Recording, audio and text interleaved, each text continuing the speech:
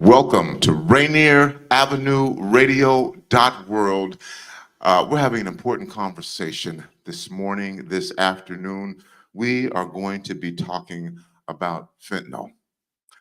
This is a subject that is really big all around the country. People have heard about it, but it's kind of hush hush. That's the purpose of us having this awareness campaign. We're going to try and make this something where the stigma that attached to it is less relevant. In my conversations with folks, not only did I talk to people who were aware of fentanyl and had been impacted and affected by fentanyl, a lot of folks I talked to know someone who has died from a fentanyl overdose. This is something that we have to talk about in our community. So our panelists here today are going to share stories. We're going to have conversation. We're going to be here till 1 o'clock. Trust me, this is going to go by really quickly. If you have questions, we also have a Zoom number where you can Zoom in and you'll be able to join us and maybe get your question asked or share your story on Zoom as well. And certainly you are welcome to come down here to 4916 Rainier Avenue South at the Columbia City Theater. Be part of this discussion, share your story in this discussion, and just listen and find out what it is that we're talking about here. And I'm telling you, I'm not an expert on fentanyl, and I'm learning every day, and I'm certain that I'm going to learn more today. So why do people take fentanyl? What is fentanyl? Well, it's a synthetic opioid, and it relieves pain. That's a lot of why some people, you say, well, why would anyone want to get hooked on a dangerous drug? And we're going to talk more about this, but it relieves pain. What are some of the things that it also does for you? It causes relaxation, euphoria, and it sedates you. So if you're having a major surgery, fentanyl is also legal, and it's prescribed for you. Ms. Shepard? Lavera, would you? And it's prescribed for you. So that's why you probably hear about, well, why would famous celebrities OD on fentanyl? If you're in a lot of pain, fentanyl is something that eases that pain and it can become addictive. Now, the other part of this synthetic opioid is that it is also illicit and manufactured in different places and brought here. People die from fentanyl a lot of times not even knowing that they have taken it because it is laced in other things. So I'm not going to share a whole bunch of facts with you right now because you can easily look these up, but I will share, of course, over the course of this 2 hours, other information. Right now, I'd like to introduce our panel to you. I'm going to have them introduce themselves, say a little bit about themselves. I am going to be asking the panel some questions, but I wanted you to talk about what it is that you do, and then I want you to answer a very important question in however this question relates to you, and it is, why did you feel that it would be important for you to be here, to be part of this conversation? Again, you're listening to Rainier Avenue Radio World. This is our important conversation on fentanyl awareness. What we're trying to do is create awareness to fentanyl.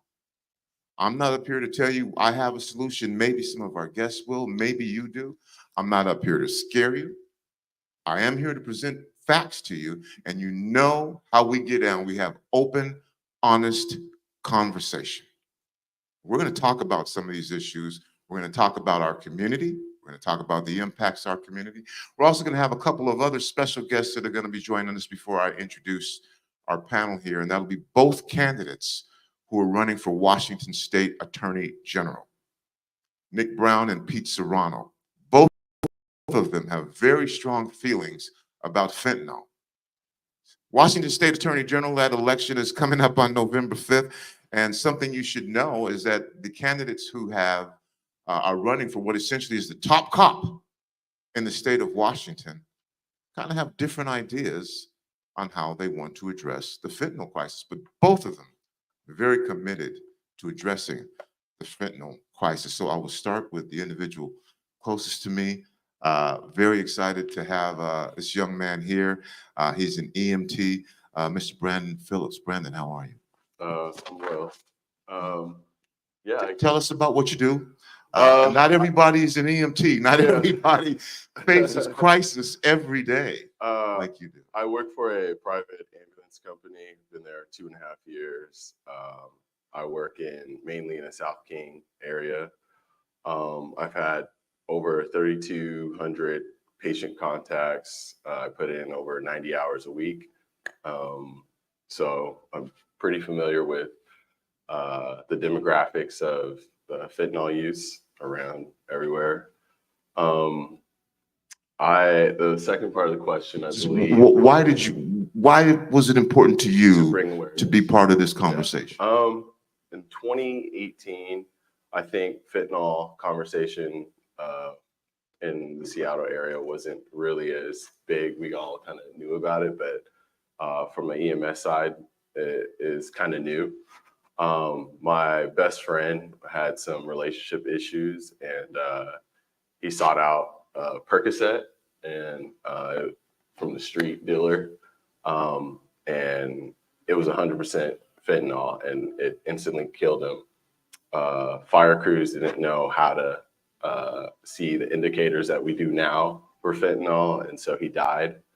And so, yeah, he's my best friend. Still to this day, I've never met anyone as special, and so I lost someone special to fentanyl. So, thank you, Brandon. I appreciate you sharing that with us. Also, joining us on the panel, Seattle City Council member, and thank you so much. You always have, and before you were a City Council member, shown up for community, and I appreciate that, and appreciate you being here. And so it'll be an additional question for you, aside from letting folks know who you are and what you do. I'm also curious if you can share with us, is this something that the Seattle City Council discusses, talks about, if there's a position on it? And then, of course, why you are here for this discussion as well. Seattle City Council member Tanya Wu. Thank you for having me. I'm so honored. And yes, thank you for talking about this really important subject. So hi, my name is Tanya. I am your Seattle City Council member representing the entire city. And before I was a City Council member, I grew up in Seattle. I'm a 5th-generation Seattleite. And about 4 or 5 years ago, I helped start a group called Community Watch. And basically, we during the pandemic, a lot of the businesses were closed in the Chinatown International District. And so we started as community members walking around to bring hope to our small businesses, to bring hope to our residents during the pandemic, to show that we care. Throughout the year, we slowly segued into helping with different causes that have happened. We had our elders and seniors face anti-Asian hate. They were fearful to come out at night, so we did things like senior escorts. We also did things like self-defense classes. Over that time, we also saw that our unhoused population grew. And so we segued into providing mutual aid. We did meals every single night. We would go into encampments and try to build trust amongst our unhoused neighbors and try to connect people to services. During that time, we saw fentanyl come into our communities. And at first, we didn't know what was happening. We would see people bent over who were just in a stupor, lying on the ground. And then we started seeing the overdoses. And it was quite scary. It's quite dramatic. We've seen young people trying drugs for the first time without realizing there's fentanyl in their drugs, overdose. I've done CPR on elders who couldn't afford their prescription medication, so they got their medication on the illegal market without realizing that there was fentanyl in them. I've helped done CPR and administered Narcan to people who have survived, people who did not survive. And so I always tell people when I go to sleep at night, and I think about my role in the city council, I see the eyes of the people who I was not able to save. And so it could happen to everybody. And not only have I seen people out on the streets overdose, but I have friends who have overdosed as well. And so for those of you who are unfamiliar with Seattle, there are certain hotspots or areas where we have occurrences of overdoses that happen often, like 3rd, Pike and Pine, 12th and Jackson, the U District, Belltown, Cap Hill. There are certain areas where this happens.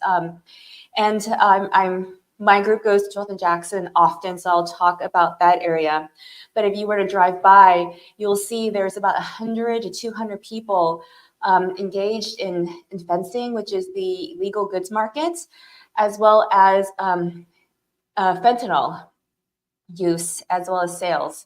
And so you'll see people spilling out onto the sidewalk, into the streets with that activity. And it's interesting because a lot of people from all over the state will contact my group if they're looking for somebody. And we found many people who are at 12th and Jackson, 3rd Pike and Pine, and try to connect them to their families. I don't think people understand how all-encompassing, how fentanyl can take over somebody. They're just not themselves. They're a totally different person. And it's so addictive. They're just chasing their next high. And you can get a fentanyl pill for $1. It only lasts us half an hour. And then you are again looking for your next hit. It's quite debilitating. And so it's devastating. We've seen many people also, this last 2 years, we heard about this drug called Trimed, which is a very similar to fentanyl. We heard it was coming from the East Coast, and then of course it reached Seattle in a couple of months. And this drug is very dangerous because it promotes amputation. Recording in progress. Of tissue. And so we see a lot of people who are also dealing with other medical issues with wound care. And so we also not only carry Narcan. When you're administering Narcan, you have to do CPR, so we're all CPR trained. We carry fentanyl test strips, but we also carry wound care and bandages as well to help people. And so this is really something we've been trying to tackle in our communities. I believe we could all play a part. And so part of what our group does is how do we distribute test strips and Narcan and educate people and connecting people to the fire department for free CPR training, because a lot of people who work or walk or live in these areas where these overdoses are occurring can do their part in helping somebody. So this is all things I was doing before becoming a council member for the city of Seattle.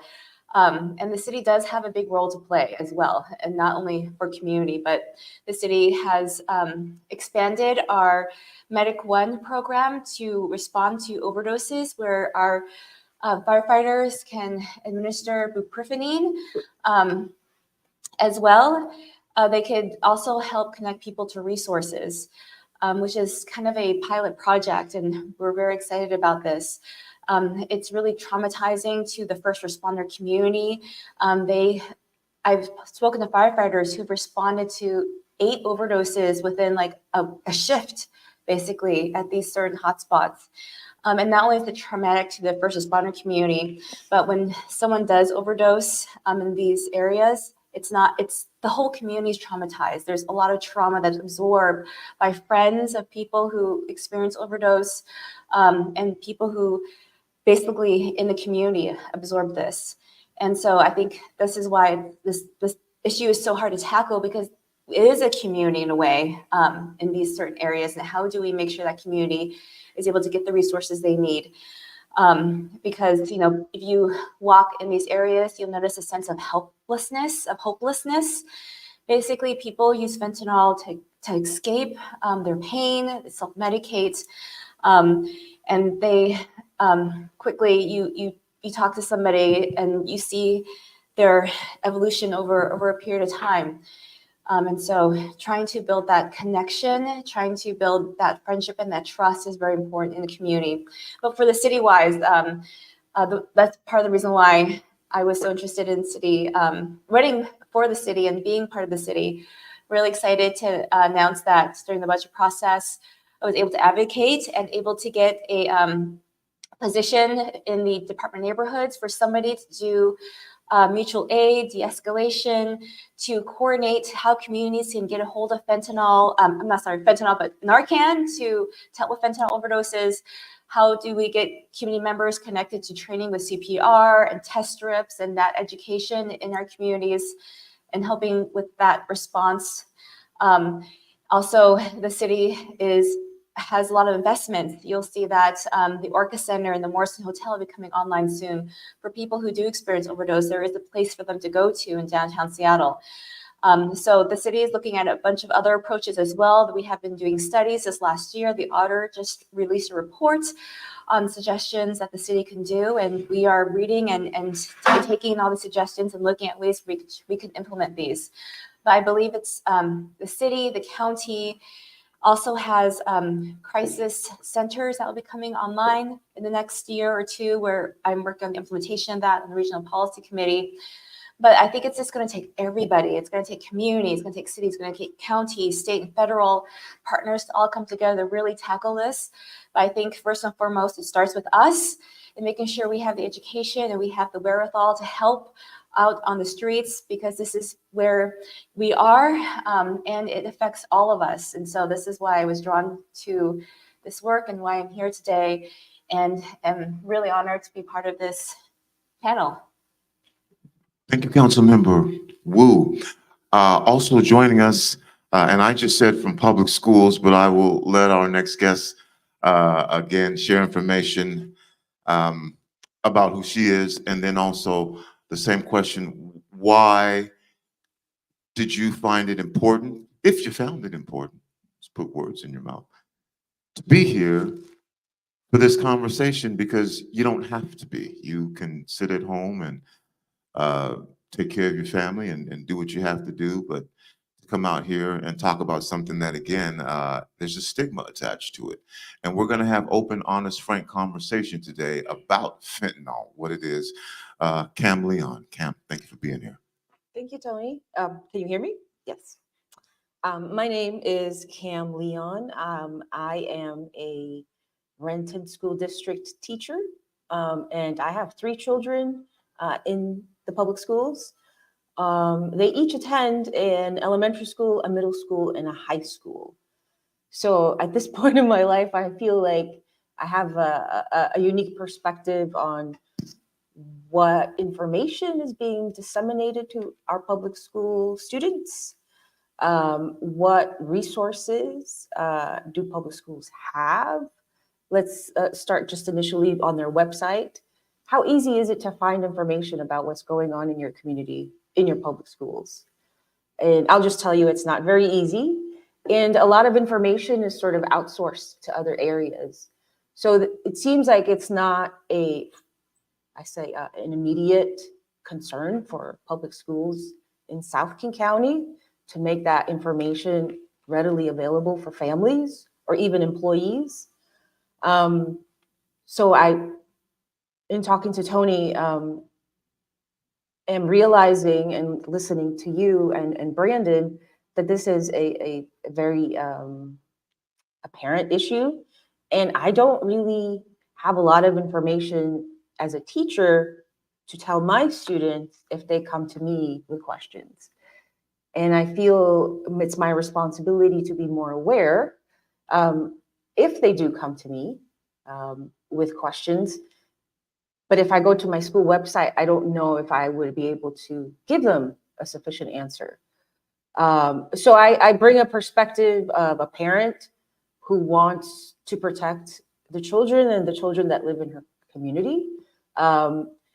We know my daughter did a fentanyl awareness campaign with Tony. So she did the child voice. I don't know if you've heard it. And so in bringing Billy to do this fentanyl campaign, I met Tony and we were just talking about fentanyl. And I remember mentioning to him, you know, there's Narcan in elementary schools, I told him. And I knew that because I was told if you can work in an elementary school, you'll be trained to administer Narcan properly. And I remember this conversation sort of in passing, and now I think about it, and I'm like, did you know really what they were talking about? These are elementary school children who may come in with an overdose, and that you as a staff member in an elementary school would need to be able to respond to that in a proper way. I didn't end up working at an elementary school. I'm in a middle school, but I know in my daughter's high school, there's a teacher here from the local high school who let me know that there is Narcan available. It's very visible. There are signs. There is going to be in December an assembly for the whole school in all the high schools in Renton. They'll take about an hour to inform students about opioid awareness. CCP Dinesh. Fuck niggas. Fuck all niggas. Passed by CCP Dinesh. Fuck niggas. Fuck all niggas. Passed by CCP Dinesh. Recording. Mr. Bellis. Thank you. Yeah. So this is becoming important. They're taking time away from our students' school to provide them this important information that they need to be aware of. So I guess my role in coming here tonight is I would like to be able to serve as a person who can give information to our students. I'm also, I speak Spanish, and I feel like my skills as an interpreter can be used to reach out to other communities who are probably impacted at the same level as any English-speaking, communities are. And so I have some skills that I'd love to be able to lend to get this campaign out and more publicly available to our students, to our families who send our students to public schools, who are out in our community.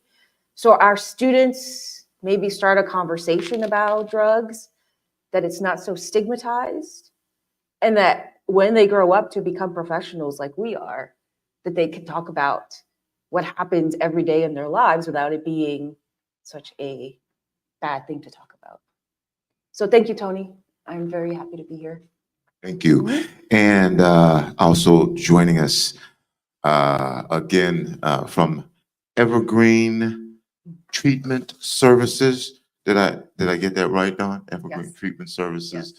Yes. Don Shepard. And so what we're doing right now is just introducing yourself, saying who you are, what you do, and then the question that I've asked. And we got a lot more to talk about. And I said we got 2 hours, but it's going to go by really quickly. Was why did you choose to be here for this conversation, you personally? And so start off with telling us a little bit about what you do, who you are, and your background, and you don't have to go over everything right now, but and then why you chose to be here where you could be anywhere else today talking about this issue that is not really discussed in our community. Affects and impacts our community, probably everyone in the community. As I said before, when I was just speaking to folks, I was surprised by the number of people who not only were impacted and affected, but knew someone who had overdosed and died from fentanyl. So we're just bringing this conversation, I don't want to say from out of the shadows, because it's not in the shadows. You see it, you hear it, you feel it. But we're going to talk about it. We're going to have open conversation about it. This conversation might be difficult. It might be rough, but we're going to have these conversations. Our final panelist, Don Shepard from ETS. Thanks, Tony. Yeah, I appreciate being asked to join this panel as well. My name is Dawn Shepard. I use she, her pronouns. I'm a program manager at REACH. We are a subdivision of Evergreen Treatment Services. All of our services are provided to folks who live outside, people who use drugs, people who have chronic medical and mental health challenges. I began doing this work when I was released from prison in 2018. Since I've been released, I know over 30 people that I was incarcerated with who have passed away and died. And Did you say over 30? Over 30, yeah. In the work that we do in this field, we have continued to see giant leaps and bounds in increases in our clients who pass away. Yesterday I was in the office and we were about to leave, and we got a phone call The clients that we work with for years. I began this work doing direct outreach in Georgetown. I had relationships with people for years while I was doing that, before I moved into a position of leadership. And we become very close with. We know the stories of how people ended up where they were. We have walked through different types of the world that they have to navigate in trying to access services. We work obviously towards stabilizing folks and helping them to get into housing. Ultimately, we are a housing first agency. We do truly believe, and we see with our own eyes and know that the data proves that folks who are living outside are living in a place of survival, and our brain chemistry is different when we are living outside and trying to survive each day. And it is not until folks are in a position of feeling safe, feeling like they have some dignity again, before they are able to even consider making very serious changes about their choices. We are a harm reduction agency, which means essentially that we center our clients in the decisions and the goals that they have in their lives. And we assist them and support them in trying to reach those goals, whatever they may be. For instance, if I have a client who is not ready to stop using substances, maybe they're using meth because they need to stay awake at night because they're going to be attacked or brutalized if they fall asleep, since the dark is a more dangerous time. Maybe we work towards helping them to reduce the amount that they're using, or to take care of their body in other ways, to increase their nutrition, to talk about awareness, drug user awareness, to talk about how to use Narcan, to do that kind of education on the street for people, to make sure that they have it available. And mostly what we do is have relationships with people. I remember being homeless. I spent 15 years in my addiction, and to have someone not look at me and either look the other way or look at me like I was garbage was so much more important than I think most people can really relate to or can wrap their head around. And that's what we do. These folks are our neighbors, they're our community members, they're our families. We use our position and our platform in the community to try to advocate for them in any space that we can. We work very closely with the city council to try to find new innovative ways that we can work together, that we can try to solve both our homelessness crisis here, and also to provide support and take care of our folks who are living outside and are homeless and using substances. Folks who start out for any given reason, and there are countless different reasons why people end up living outside, but it's part of the community and the culture. If they didn't start out using substances, they end up using substances. If they didn't start out with mental health challenges, they end up having mental health challenges. There is a lot of trauma, not just drug related, but trauma in general that affect the people who are living outside. If they don't start out with mental or with chronic medical conditions, if they've stayed outside for any length of time, they will end up with chronic medical conditions. So part of our mission is to try to educate our community and to fill the gap where we can try to convince our community members that the investment in housing is so much cheaper than the cost that it ends up creating for the community, for people to be in and out of the emergency room, 300 times in a year, right? Which is pretty normal for our clients. And to also try to build relationships with the people that are regularly coming in contact, to help them humanize with the folks that sometimes they feel like are just imposing challenges on their business or affecting their bottom line, which are all very legitimate concerns. We want our elders in the community to feel safe. Those are also very legitimate concerns.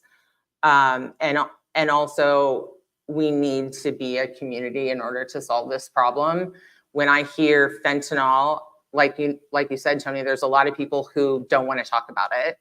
And there is so much negative stigma that is attached to fentanyl, and it's this othering of the community right up until it is their family member, which is increasingly happening. And I hate that a lot of people just refuse to engage in these conversations until it's too late for their family members. My dream would be to see businesses in this area have a big neon pink sign in their window that lets folks know there is Narcan available in this building. Please come get it if you need it. We've seen that save lives so many times. And we still continue to see an increase in the deaths that we're suffering. My staff are incredible people. They are doing this work because they love the folks who live outside, and they have a passion for them that really comes a lot of time from lived experience. Otherwise, most people couldn't do this for a really long time because that secondary trauma is something that we also hold space for and have to live with as well. We recently were able to use the Recovery Navigator funding as a result of the Blake bill to bring a REACH office into the Rainier Valley. And this community, I have to say, has been more welcoming than some of the other communities where we've actually tried to branch out and have businesses. This community has, I think, experienced a disproportionate amount of impact from just drug use in general. And we have felt a lot of kindness from the businesses in this area and from the community members we've met. So I felt it was important to be here today because we want to continue to build those relationships since we're new in this area, and also to let folks know that we are here to help and to educate in any way that we can. And then obviously I have very personal reasons for this being a mission of mine and a passion that I have, and also was very impressed when I met you.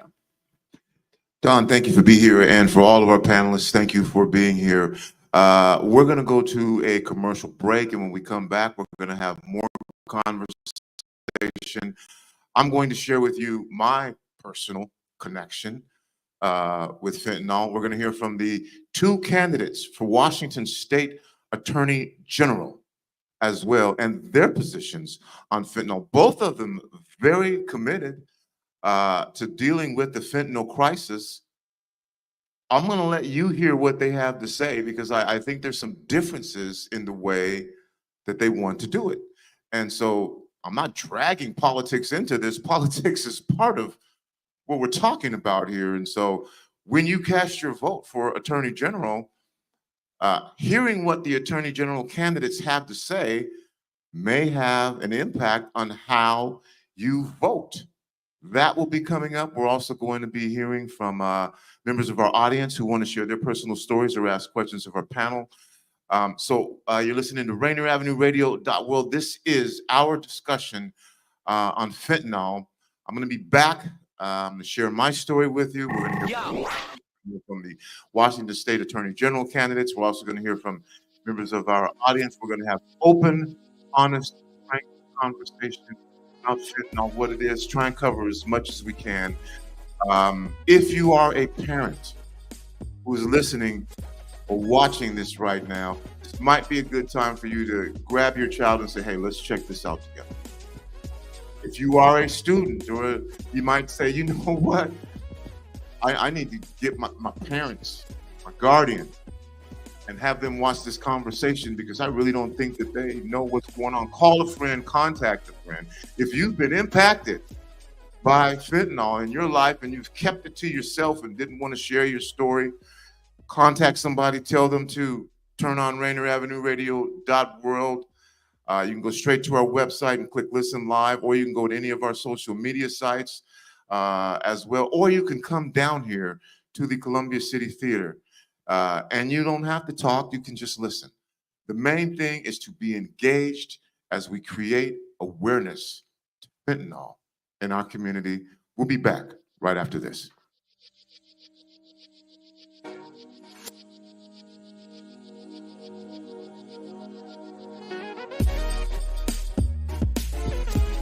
Rainier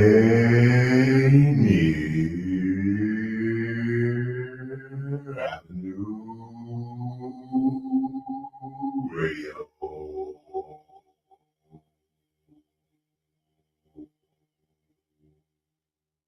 Hey, this is serious. Let's talk about saving lives. Fentanyl overdoses are rising and it can happen to anyone.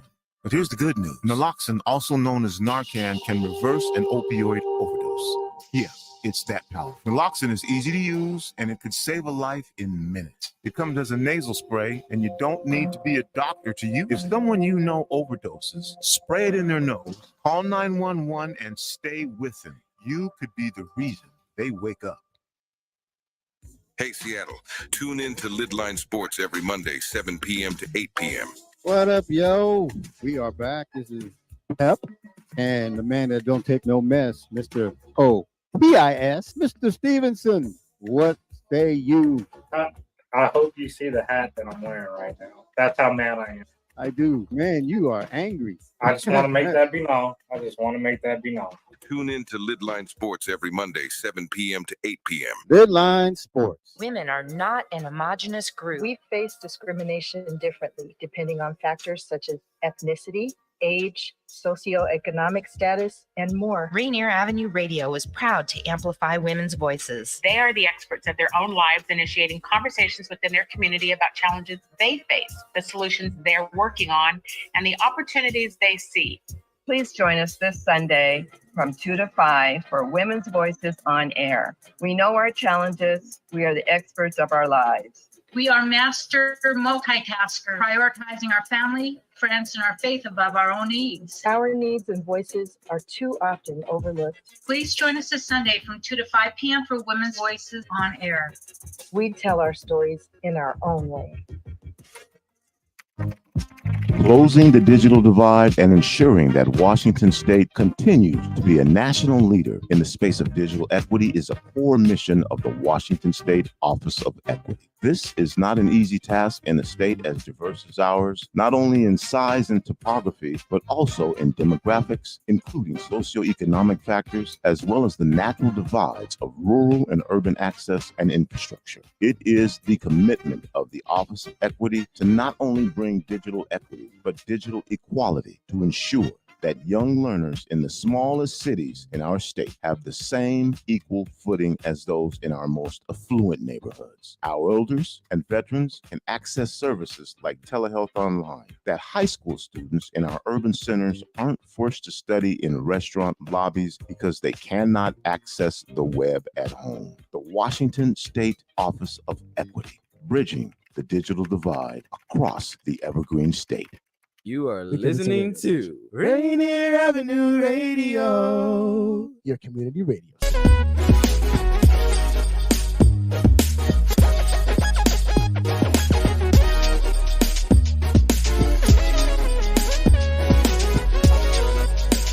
Welcome back.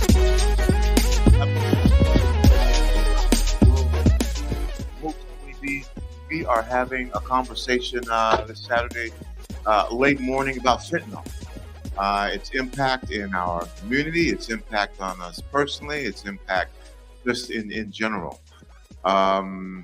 You heard from our panelist, Mr. Brandon Phiiliips, who is an EMT, and that's Trimed. That's right. Trimed.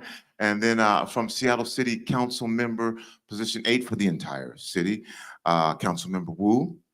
And then Cam Leon, who's a school teacher in the Renton School District. And then also from Don Shepard. Don, I didn't get your title from Evergreen. I'm a program manager for the LEAD program. Program manager for Evergreen Treatment Services. So just a lot of different perspectives on this that you've already heard. So I already knew on October 1st, I knew in September, August even, that on October 1st, we were going to start a fentanyl awareness campaign. And so I've been doing research and talking to people.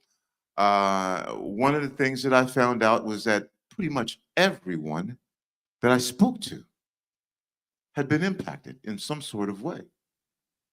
A lot of them had someone who OD'd and died.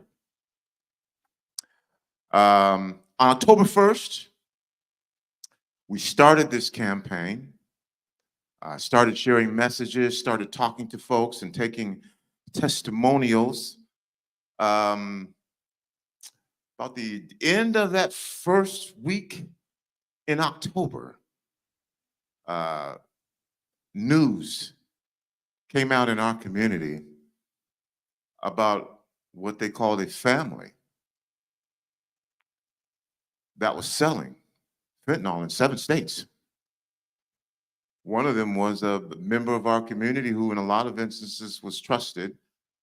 One of those members of that family, and I'm going to say allegedly, who was arrested for allegedly selling fentanyl in 7 states, was my 21-year-old nephew.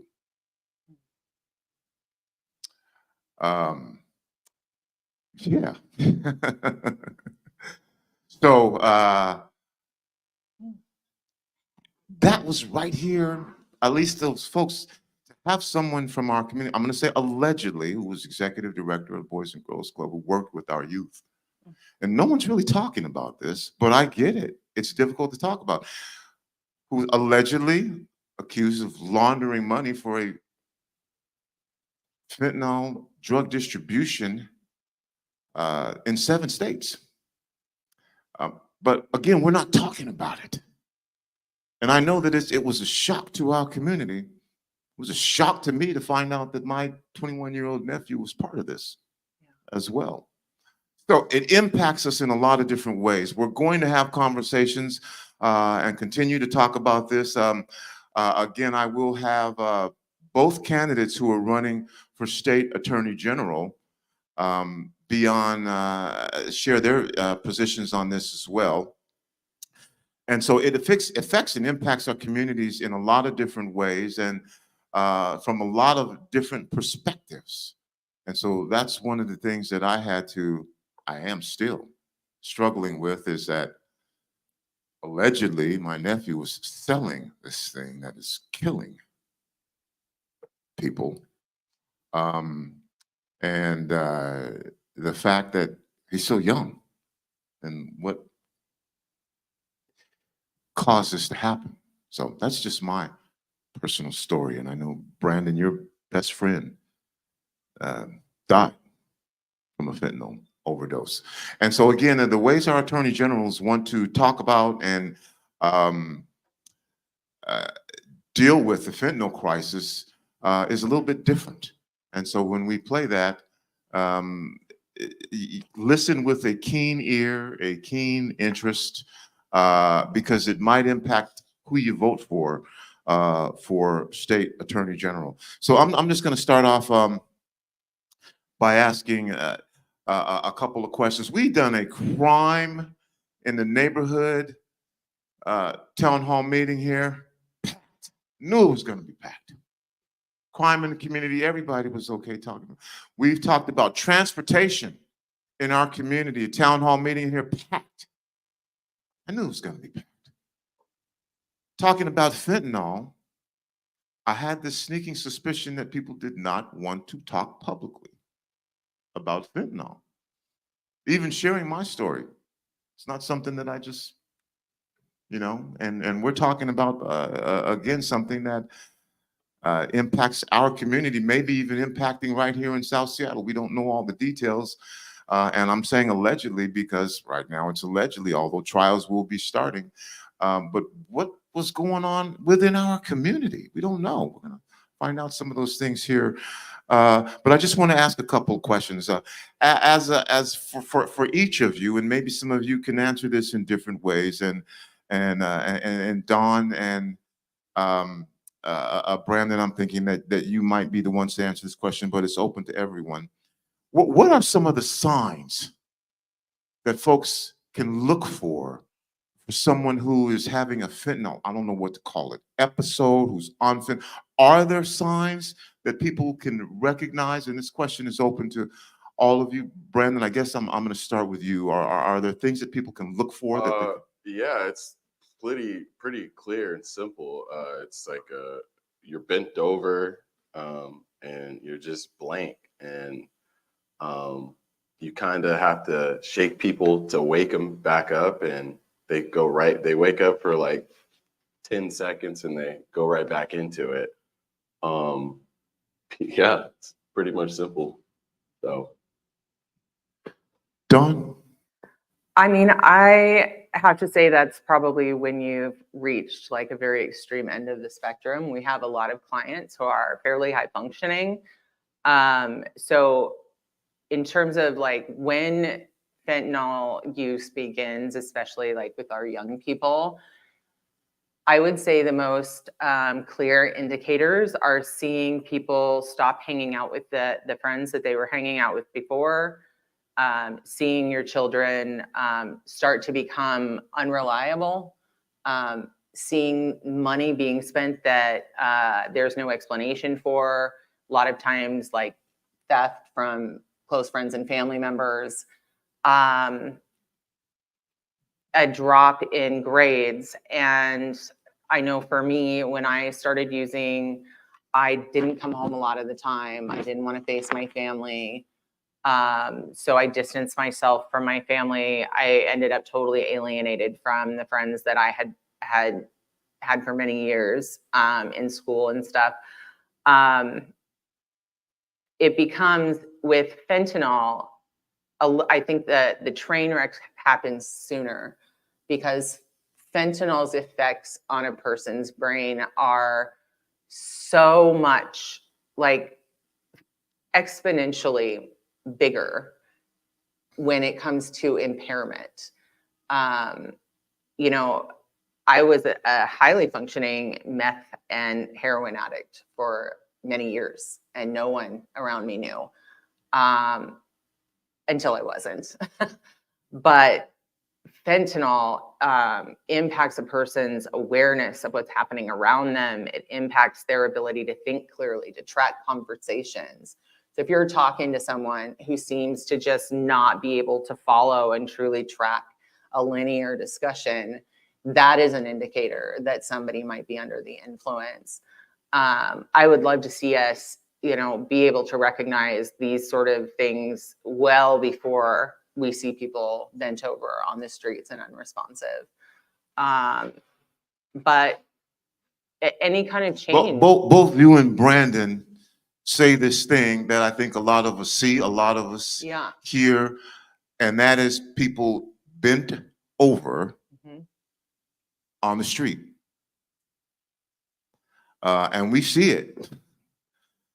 And we recognize it. And Tanya, I'm gonna let Dawn finish, but I just wanna bring that up because we see it and we whisper to each other what we see on the street, but we're talking about a real thing, and that is caused by, and the reason for that is because.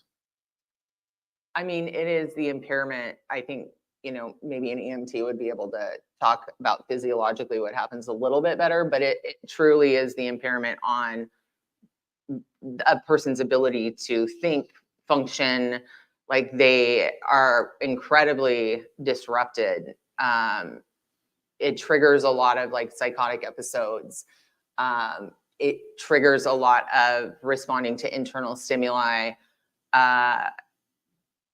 But when I mean, fentanyl is a really strong, you know, depressive. I'm losing my words right now, but central nervous system depressant. And so, yeah, they're bent over. You saw that in very extreme cases with heroin, but now it is visually everywhere. People are driving by it. They're walking by it. They're having to step around people. A lot of times you know, you don't know if this person on the ground is even alive, right? Like I walk down a street and all of the time will tap someone on the shoulder. Are you okay? And a lot of times the only response I get is, okay, you're all right, right? So, I mean, it's terrifying to see, right? And a lot of people, especially folks who have no idea what they're looking at, that is terrifying. So I don't blame people for being afraid of talking about it because they don't want it in their world, because what do you do about that? But the symptoms in the beginning are seeing a change in a person's baseline behavior. And really the only way to address that is by talking about it and asking that person what's going on with them, especially our young people. I know, Councilmember Wu, you wanted to. Oh, I just want to emphasize that we see a lot of people who are just lying on the ground, and getting a hold of Narcan is really easy. You can get it at your pharmacy. The city, state have ways to get you Narcan. And what I do is for fentanyl, it's so deadly. I call it it's like Russian roulette. You never know if this one hit's gonna kill you or if you're gonna live. So as someone who, if you're in downtown, you're walking around, I implore people, please carry Narcan with you. And if you see someone sleeping, just tap them on the shoulder, or if I can't get them awake, I'll watch to make sure they're breathing. And if they say they're okay, they wake up and they're fine. Or if you see them snoring or breathing, then that means they're okay. But sometimes we've come across people who just were not breathing. And in that case, call 911, or you have Narcan, go ahead and administer Narcan. I think, talk to a lot of people who carry Narcan for these purposes. There is an app where it can call you if you know CPR to locations where there's an overdose. But there's a lot of areas where it's so prevalent that we have to have those conversations. We have to inform people. We have to teach people how to react to this to help save lives. Cam, did you want to comment on this, sir? No. Again, we are having a conversation about fentanyl. If you're just tuning in, our panelists are Brandon Phiiliips, who is in the EMT, Seattle City Council member Tanya, Wu Renton school teacher, Cam Leon, and supervisor. Program manager. One more time. Program manager. Program manager for Evergreen Treatment Services. Having what is a difficult conversation. And again, I told you before, we have all these different meetings here and the place is packed. When I spoke with folks about fentanyl, the response was more, you know what, I'm going to tune in than show up. And I do appreciate each of you sharing your personal stories here, because everyone, a lot of folks, I'm saying everyone, because everyone that I talk to has been impacted and affected. And of course, I shared my story with you as well. I do want to talk about some of the treatments that are available. I do want to talk about what can be done. But for those of you who are out there watching and listening right now, from our panel, and this can be based from your personal experience, it can be based from a professional experience. I talked about the fact that a family is arrested for having a drug ring. They're calling it in 7 states. From the family was here. Why is it so difficult? Why are folks so reluctant to have this conversation about something that is so prevalent and devastating in our community? And I'll let anyone start, and I'll pick someone. Why is you all here today? Why is it so difficult, just from your personal thoughts? Brandon, as an EMT. I mean, I don't really know, but I would assume the embarrassment. I've had another friend I didn't mention that's died. He came from a very wealthy family. I believe his parents did a good job of raising him. To a certain extent, there's always two sides. But I would think it's embarrassment. He's still struggling. No one knows where he is now. Yeah. When you are called, what are some of the things that go through your mind when you have to treat someone in an emergency situation, which is what you do every day? I take each call call by call. You can't judge, any individual situation, but for the most part, this is a side conversation too. A lot of times when we bring people back from an overdose, they're really angry that we revived them, and so you have to take the time to be patient with that. And then there's the process of embarrassment within themselves, and there's I can't even. There's just a wide spectrum of emotions and whatnot that come with reviving somebody. But you use the word revive, and what I heard you say is that when you revive someone, they're actually angry. Yeah. That you revive them. Yeah. It's they were high. They were in their state. I can't explain what the process is, because my job is only to help. But yeah. Again, for our other panelists, if y'all want to answer this, well, I would like you to, even if it's from a personal perspective. Why is it so difficult to talk about this? Why isn't this the thing that's going on in our community? Like I said, when we had some rocks thrown through our windows here in Columbia City, the whole community was up in arms. We got to talk about this. We got to find out who did it. We got to find out.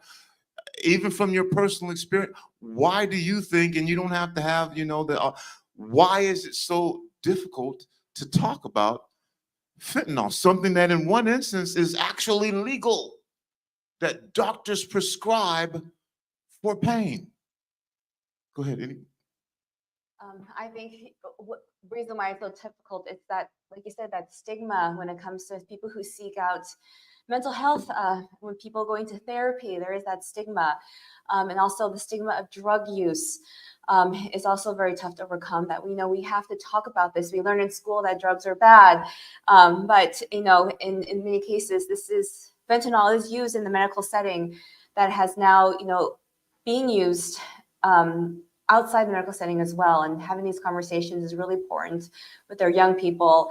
And young people will experiment. And so how do we make sure, and we have these conversations, so they're testing and they're in a safe environment. And I think, we tell people not to do something, but of course, a lot of kids go to that experimental phase. So how do we have these healthy conversations? But I think also when we talk about stigma, and we can talk about root causes for why people use fentanyl.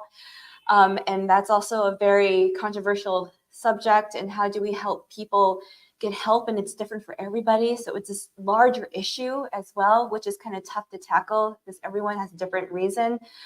I've seen people who use it as, to help calm their anxiety. There was this couple who was able to get housing, but had to go see a doctor first to treat some wounds. And they quickly used some fentanyl because their anxiety was so great, and this was going to help them get to a place where they can get help. I've also, when as part of City Council, and we're looking at policies and legislation to address fentanyl, we always hear about the war on drugs from the 60s, from the 90s, and the effects of that on the Black community, on our communities of color here in South Seattle. And now we're able to look back at that period.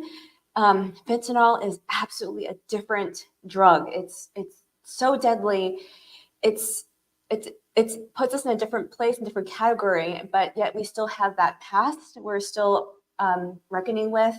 And how do you make sure we come up with good policies and good legislation going forward that's not going to cause unintentional harm to our communities, that's not going to penalize people and get them, through the criminal justice system? That's how do we help people, basically? And so those are our things we have to talk about, and we have to really draw people in from all parts of the city, from all spectrums of philosophies and beliefs, to have these conversations instead of condemning each other and fighting each other. I think we really need to talk about the facts, talk about the data, and just be willing to have an open mind, especially.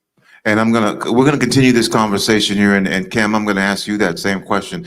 But Don and Brandon, you talked about reviving, and I think Kim, you mentioned this thing called Narcan, which we're gonna talk about in a second. But then the other one, Noxolone, did I say that correctly? Naloxone. I'm sorry. Naloxone. Naloxone. Let's talk about those things and what they are. I don't want to call ways that you can stop someone how do you revive someone? And what is this thing that you want to put into stores to have available? And I guess each of you, but Brandon and Don, maybe you can kind of share, how do you revive someone? Well, pretty much we have it here. So there's the nasal spray form here that they have. Show that to the camera. What camera? Either one. I don't see it, but okay. yeah, it's just you administer it in the nose, and you wait, and depending on how high the dosage is, you know this here is 4 milligrams, so you just kind of wait and see where they're at and check their vitals, and from there you assess. And that is Narcan, Narcan, I believe, right? Let's see that, yeah. Narcan. And you just spray it in the nose. In the nose, simple. That's simple. Yeah. Yeah, like I said, the rush that they get, a lot of times you have to like give the patient space because you don't know the response. A lot of times there's been times where, we've almost been attacked because they're like, what's going on? Or they're just simply angry because they didn't want to get back up. So, yeah. Same question. What are the things that are available to relieve, arrest, revive, Dawn? Again, Narcan, naloxone, same thing. There is an injectable form. There's also a nasal form. Nasal form is easiest to administer, of course. The injectable is a lot cheaper, but as we've all talked about, if you are talking to somebody who is unresponsive or you don't see them breathing, if you see their lips having turned blue, those are the times that you would Narcan somebody. I can speak to why folks are angry because I've been Narcaned. It is probably one of the more painful experiences of my life. A lot of folks have, withdrawal from heroin is sort of a legendary thing. People, it's something that is very well known. I would say that if you administer Narcan to someone, you slap somebody awake with all of the very worst withdrawal that is possible in a person at any given time. So every single cell in their body is screaming in pain. So that is why they're angry when you administer Narcan. Also, a lot of people are very accustomed to their experience appearing to be unresponsive, and they think they were just fine. And yes, you not only took that away from them, but now you have placed them in a position, and it takes hours for that to wear off. It is incredibly unpleasant. We don't want people to wake up being angry. And I definitely don't want to inspire fear in community members thinking that people are going to wake up and attack them. Step back, you're right. Step back. A lot of people are just going to come awake being very startled, not knowing what happened or where they are, being in a lot of pain, providing a blanket, even just some tender, loving communication with a person. Always ask before you touch someone really who's in that state, but they can calm down and start to breathe easy. Try to help somebody breathe through that. If Narcan or naloxone is not available, water is also a very good way to startle people awake. It is not going to do the job if a person is in the process of dying. When you administer Narcan, all of these bottles come with 2 doses of this.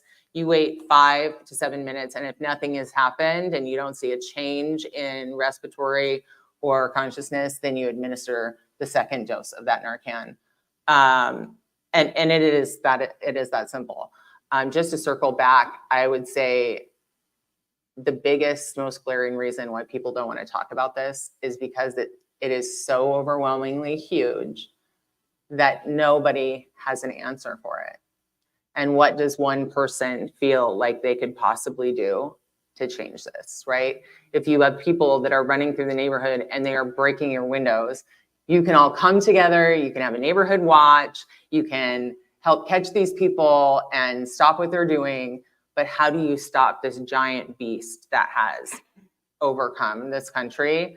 I mean, it's very depressing if you think about it. And that's, I mean, going back to like the judgment and the stigma attached, parents don't want to think about their kids doing that because it's so terrifying that they just can't. Parents are worried, or family members are afraid of being judged. Like, I didn't raise my child right if this happened. But I like to remind people that, or ask them, when you were a teenager or you were young, did you not experience with alcohol or marijuana? These are the drugs that are currently available for kids to experiment with. And the fact that Narcan, or that fentanyl very often comes in a little blue pill that looks very benign, because we see those things in our cabinets every day. This Narcan is very different than the Narcan that is prescribed in a hospital. It is almost an entirely different chemical substance. And what makes it so dangerous in this form is that people are pressing these pills out of a powder that is not well mixed, it's not regulated, and you don't know if, and it's mixed with some sort of filler surface, a lot of, or substance, a lot of time it's like aspirin. You don't know if all of the Narcan in that mixture ended up in that one tiny corner of that pill. So they can smoke the entire rest of the pill and get a very low dosage of that Narcan, but the majority, 80% of it, is in this little last piece. And you just don't know. That's why it's so deadly. You just don't know. Daniel, can you put up that screenshot that I wanted to put up 1 second here, that shows the size of the overdose compared to a penny? Let's see if Daniel can put that up. There it is right there. So if you're looking, you see the penny, you see the size of a fentanyl overdose. And then we have the naloxone over here, which again, but look at the size. You see a penny, look at the size of the amount of fentanyl that can cause an overdose. Thanks, Daniel. Cam, I did want to get you to answer this question. What do you tell parents who, for the most part, may be even unaware that Narcan is available in K through 5 schools? What is the parents' reaction? Are they shocked? How do you address the situation? Again, because most folks, according to the information that I have, who overdose on fentanyl don't even know they're taking it. They're taking it accidentally. Yeah. Even just saying that. I wouldn't know. Narcan's available in grade schools. I wouldn't know what to say, to be quite honest. My perspective also from a Spanish-speaking community who are more insular and don't like to talk about anything that's negative or bad. It's just the stigma. It's a stigma. I would not talk to a student unless I would have the parents' permission to speak about this, right? And so when do we start the conversation? At what age is it appropriate to inform kids of overdoses, drug overdoses?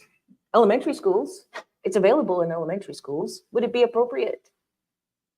I think so, with the right framing of it for elementary school students. But we can start the conversation in elementary school, a positive one, one of what's healthy, what's unhealthy, relationships with, substances. It could even be alcohol, right?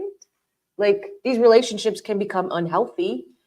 So what other things are unhealthy for you? Drugs that you could find, I guess, with your friends, right? I ask my kids, can you recognize drugs, or have you ever come across it when you're with your friends? Fortunately, they tell me that they haven't seen it physically, but they do recognize it, whether it's social media making them aware of it, or they talk about it, but they don't actually have it. There is an awareness of my own personal perspective, right? Of fentanyl being available in the community for children. My 10-year-old, who's a 5th grader, has an awareness that there is a drug out there that can kill you. And it makes me uncomfortable, but it also makes me realize that it is the reality of what we're living in. I don't know, it's very difficult. I don't even know where we would start with in elementary school, but to open the conversation that it is available in elementary schools, you have to be able to provide why that's so, right? Why is my child going in their environment, going to experience an overdose where Narcan would have to be administered? As a parent, that would be a question I have. If I don't speak the language, that's even a harder barrier to overcome. If there's stigma, cultural stigma about talking about drugs, layer it on, another layer of obstacles to overcome, and just talk about drugs. We talk about guns in schools. Yes. Thank you, Cam. Councilmember Wu, I know you want. I wanted to go back to the, yes, I find out that there are a lot of schools that are in places where there are hotspots, near areas where there are a lot of activity regarding fentanyl. And so if we're not having these conversations in our schools, the kids see it when they leave our schools. They see it when they walk in downtown or they're out and about their neighborhoods. And so I think it's important that we have these conversations earlier. And I spent a lot of time at 12th and Jackson. I've seen kids come up from light rail. They have their basketball and their skateboards, and they know where to go to be able to purchase drugs. And like we all talked about, no one realizes how much fentanyl is in these pills and unknowingly may overdose. But I also have another question. We talked about Narcan, but when I was taught that we also had to do CPR at the same time. Yeah. And so usually when someone's overdosing, because they're not breathing, sometimes we have to make sure we continue doing CPR the entire time until paramedics arrive. And I've seen people who were revived after 10 minutes of CPR.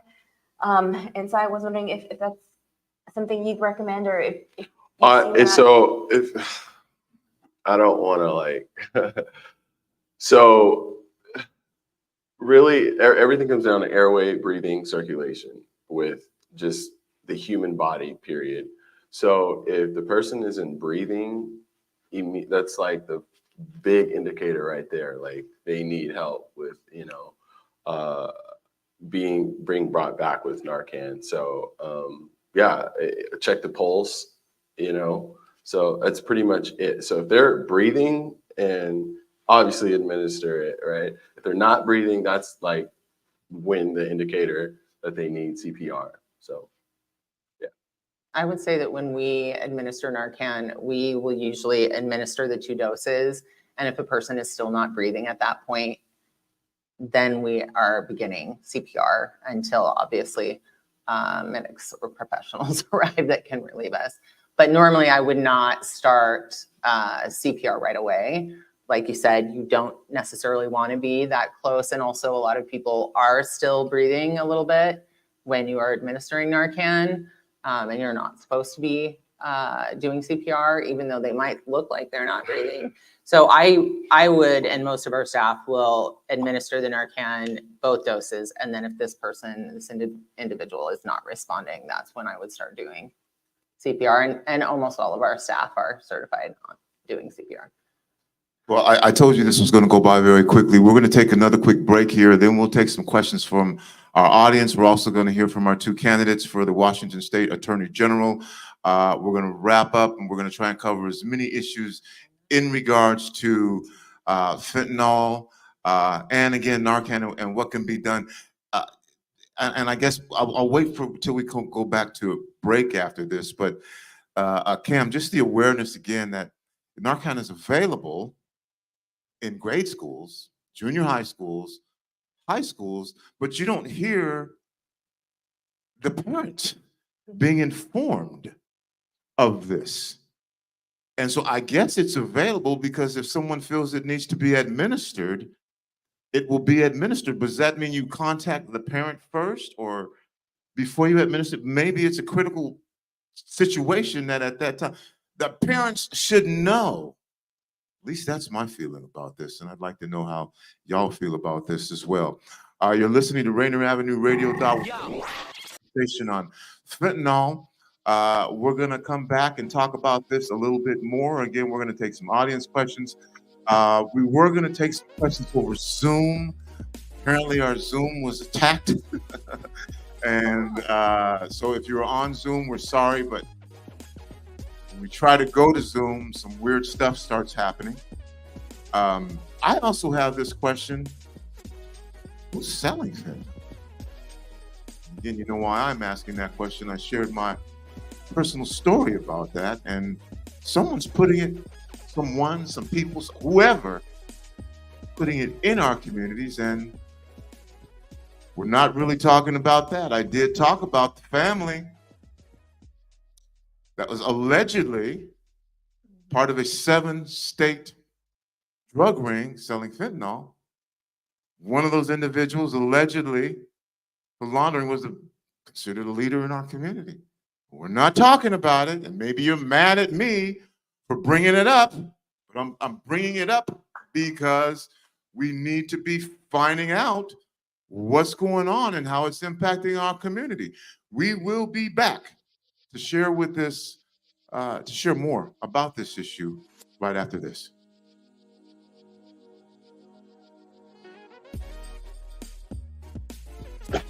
Ladies and gentlemen,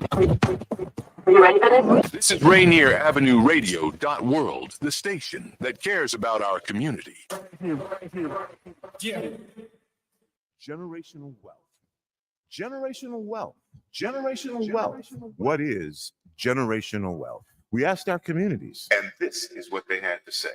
Once we change and improve the mindset around what Black wealth is and can be, and show success along the journey, the longer term impacts will be huge. This is something that once we get there and at various places along the journey, we'll see that this is something that we could have done or could have begun a long time ago and simply managed to not yet find the trail. But once we do find the pathway, we'll be able to create something that no one will be able to take away from us, from our families or our communities. And like I say, the impact will be huge. So we can either talk about it or get on with the task. My suggestion is that we hunker down, cinch up our belts, and get on. This campaign to create awareness to generational wealth is brought to you by the Department of Neighborhood's Generational Wealth Initiative, the Washington Housing Finance Commission, and Rainier Avenue Radio.world. Hey y'all, it's Traffic Jam with Kareem. Thursday at 4 p.m. Hey, Traffic Jam. Rainier Avenue Radio, download the app so you don't miss out what's popping with Crackers Shining. It's your boy, Cream the Dream, on another beautiful week on here on Traffic Jam in Seattle. I hope you guys doing what you're supposed to do, being you're supposed to be. I got a good show for y'all, a lot to talk about. You know, Kareem the Dream, keep up with everything. Get your entertainment news with Kareem on the Traffic Jam, Thursday at 4 p.m. What's going on, world? It's your boy, OG Mambo. And your guy, D Money. Join us along with Pint Size Patron and ID Yourself. Here on Fresh Juice at Rainier Avenue Radio. Every Wednesday hump day from 9 to 11 Pacific. Get exclusive interviews from your favorite artists, all the hottest music, and updates on what we got going on in the world. That's every Wednesday, 9 to 11 p.m. on Seattle's Rainier Avenue Radio. Hey, this is serious. Let's talk about saving lives. Fentanyl overdoses are rising, and it can happen to anyone. But here's the good news. Naloxone, also known as Narcan, can reverse an opioid overdose. Yeah, it's that powerful. Naloxone is easy to use, and it could save a life in minutes. It comes as a nasal spray, and you don't need to be a doctor to use. If someone you know overdoses, spray it in their nose, call 911, and stay with them. You could be the reason they wake up. This is Paul Pearson, host of Star Time. And when I'm not stopping a Mercer Island street brawl, I'm listening to Rainier Avenue Radio.world.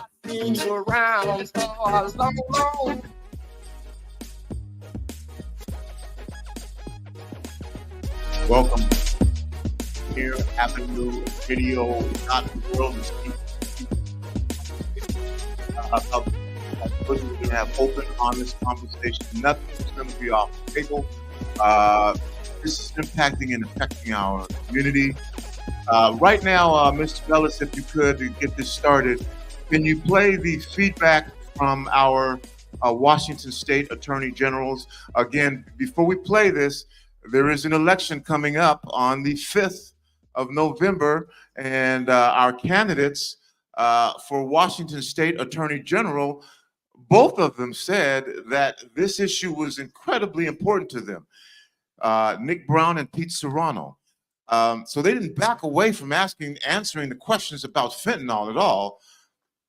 In my opinion, they had very different ways of wanting to deal with it. And so maybe this might impact the way that you cast your ballot for Washington State Attorney General. Mr. Bellis, can we play the clip from the Washington State Attorney General?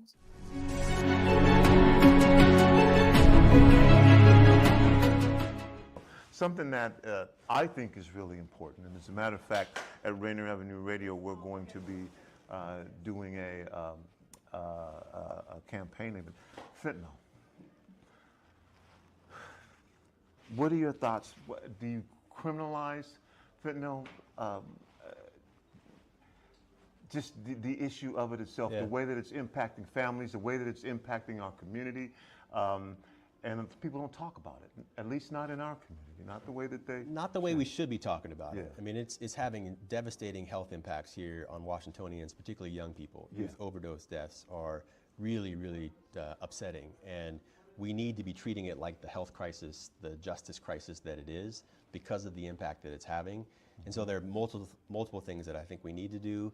We need to do everything we can to stop the drugs from coming into Washington. And when I was the U.S. Attorney for Western Washington, we went off after people who were importing the drugs here. We need to make sure that we're dealing with some of people's root cause addiction problems and providing services at a local level to deal with that demand issue. But we also just need to continue to amplify this as an issue. And it's not going to take one person or one position. It's going to take all of us collectively working hard on this.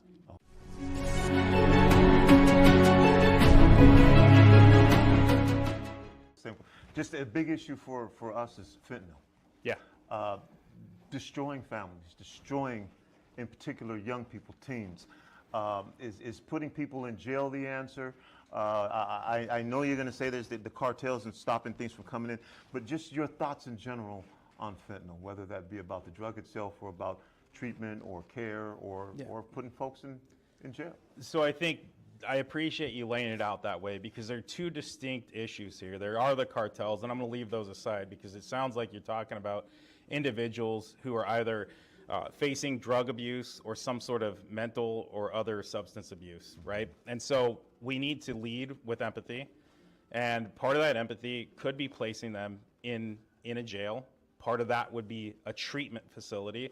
And so, it's not like you just lock someone up and leave them be and put them in, a cell and say, hey, good luck, have your withdrawals, hopefully you're here tomorrow. Again, leading with empathy is giving them the tools and the resources to recover. Obviously, if those individuals cannot recover on their own, I do think certainly placing them in somewhere like a jail is a great opportunity. There are diversion programs, but what I hear from judges consistently is they're abused, and they're misused. For example, if an individual takes a treatment bed based out of Puyallup or Federal Way, they could go then get picked up in, say, Seattle or Pasco on the same charges. They're already consuming that bed, but they're not using it, right? And so now they're taking a bed in Pasco, and a bed in Puyallup. Now, we need these folks to actually be held accountable. Accountability is key.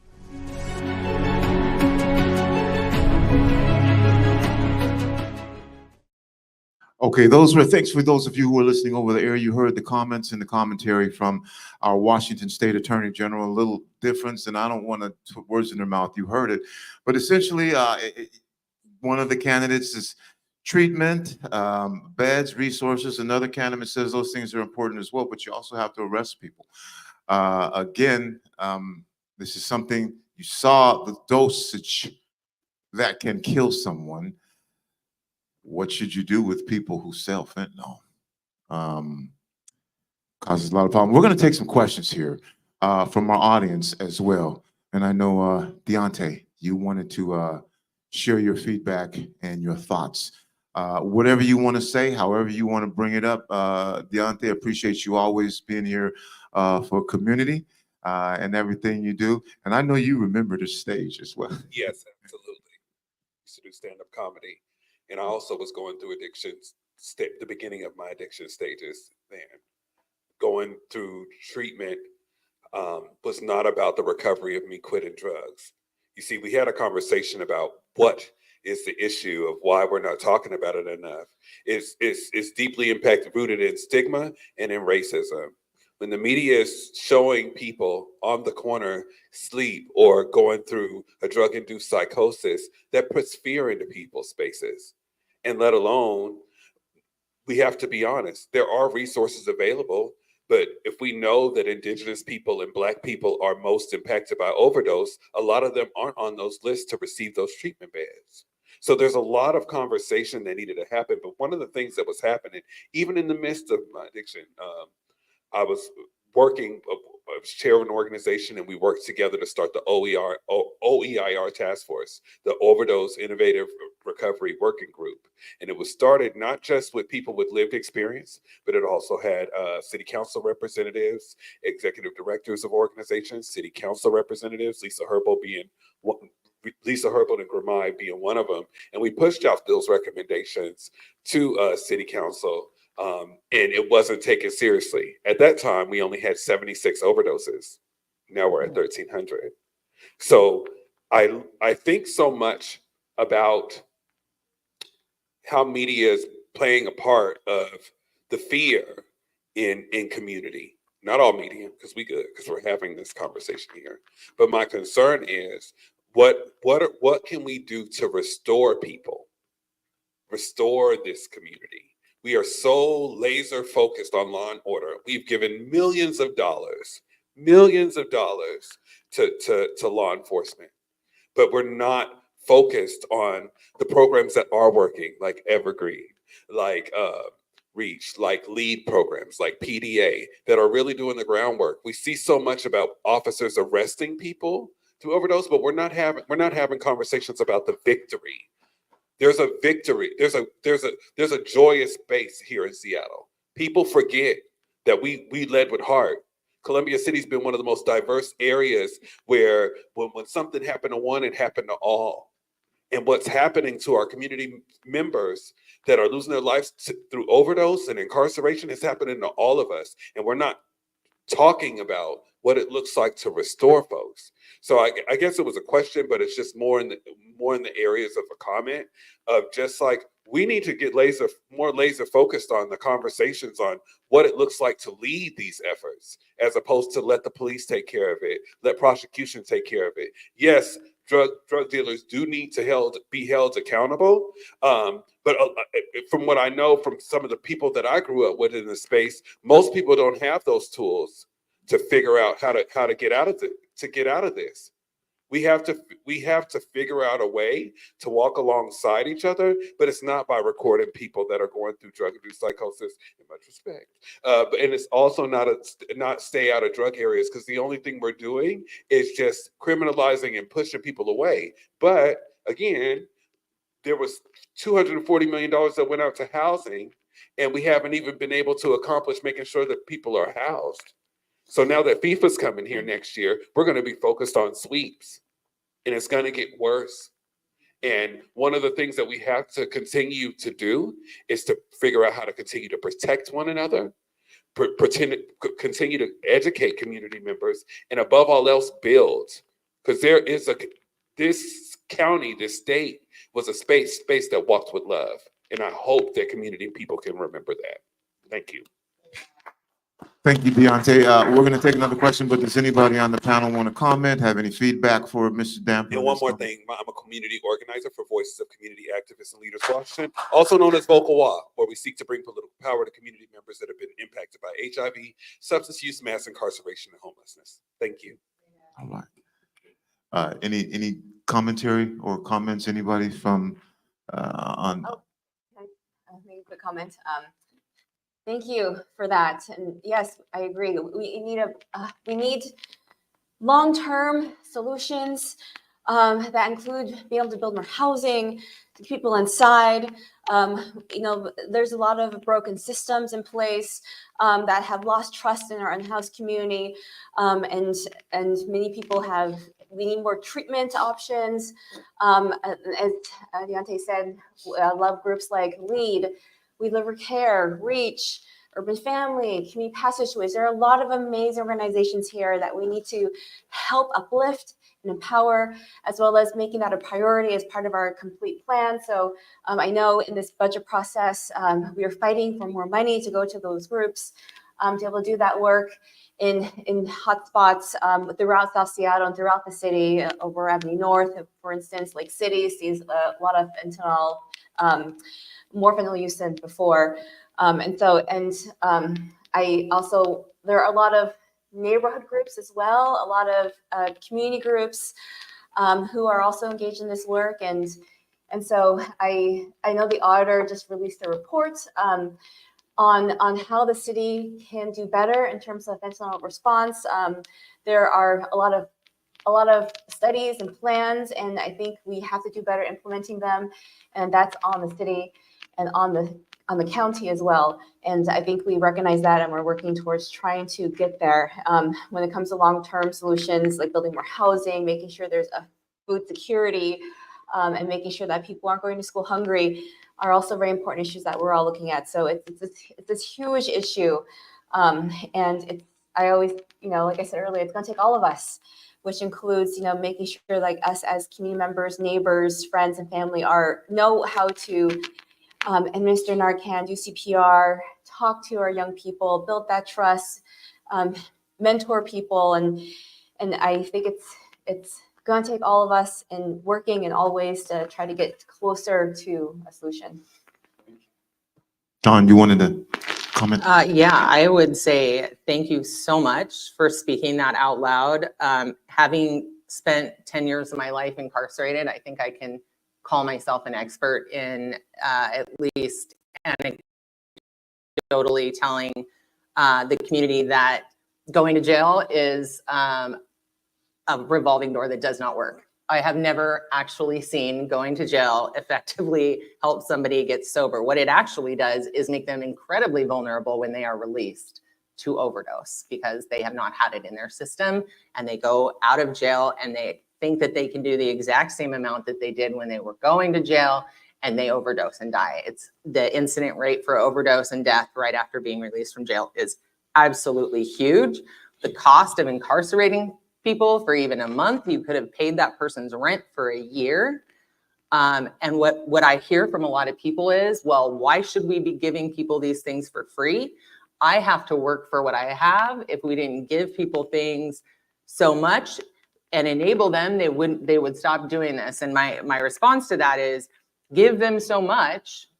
Would you look at where they're living on the corner and tell me what it is we've given them that is too much, right? So we need to get our most vulnerable, our poorest, and our most sick people a place where they are safe, where they are warm, where they are fed, where they have dignity and feel like a human being. And then we need those resources that everyone is talking about to be readily available, to be low barrier, and to be the path of least resistance. But as someone who has gone through the A drug court program, unless a person is ready to make that change, that is not going to happen. And having a court require you to go to treatment, while there's value in planting a seed, the cost of that, again, is not the return on that investment. It is definitely not what we would get if we could use the voice and the recommendations of the people that are experts in doing this work.